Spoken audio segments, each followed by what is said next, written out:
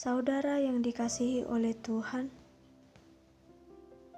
pernahkah kita berpikir apa yang menjadi tujuan kita bersekolah? Bahkan jika kita renungkan, waktunya begitu lama. SD 6 tahun, SMP 3 tahun, dan SMA 3 tahun.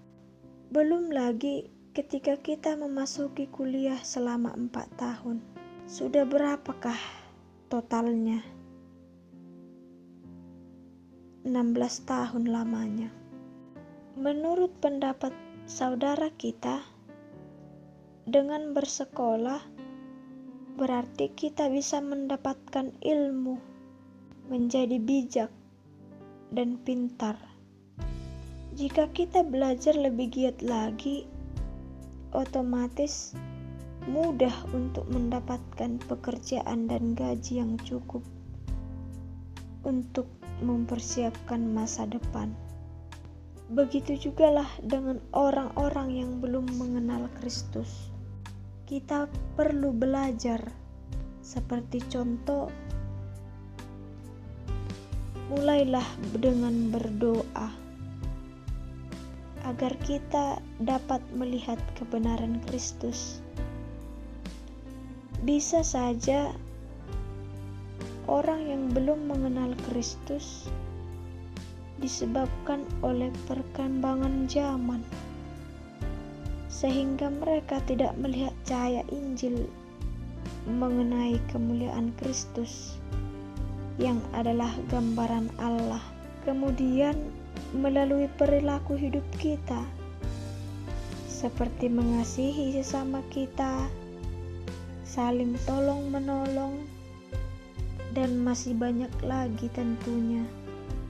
Melalui ciptaan atau alam semesta dapat kita lihat di Mazmur 19 ayat 2 dan ayat 3. Melalui karya Allah di alam semesta, kita juga bisa mengenal Kristus.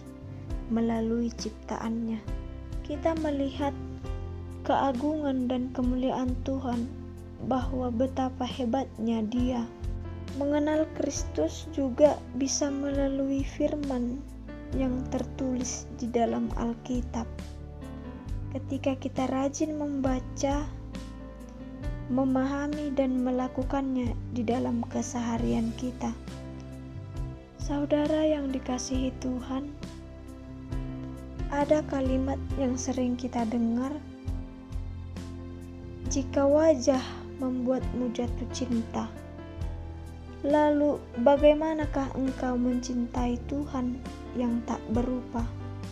Tuhan memang tidak bisa kita lihat, akan tetapi melalui penyertaannya, kita bisa mengenalnya dan merasakan kehadirannya. Pengenalan Tuhan merupakan kunci utama untuk mencapai masa depan yang baik.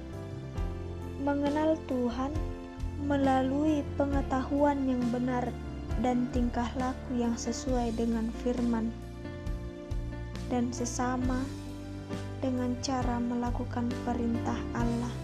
Saudaraku, ingat dan percayalah, Allah pasti sedang bekerja untuk kebaikan kita. Yang terpenting kita mau mengenal Tuhan dengan baik. Orang yang tidak mengenal Tuhan, yang pertama itu, ia tidak memiliki kasih di dalam dirinya. Ia berdusta dan melakukan kejahatan. Ia tetap berbuat dosa, cemas akan hari esok, depresi, tertekan, dan mengutamakan penampilan lahiriah dan hidup semaunya. Saudaraku yang terkasih, Tuhan tidak akan pernah meninggalkan orang yang sungguh-sungguh mengenalnya. Allah berkata dalam Amos 5 ayat 4, "Carilah aku, maka kamu akan hidup. "Carilah Aku, maka kamu akan hidup." Begitu juga dikatakan di dalam Yohanes 14 ayat 6, "Akulah jalan, kebenaran, dan hidup. Tidak ada seorang pun yang datang kepada Bapa kalau tidak melalui Aku." Di dalam Kisah Para Rasul 4 ayat 12 dikatakan, "Dan keselamatan tidak ada di dalam siapapun juga selain di dalam Dia."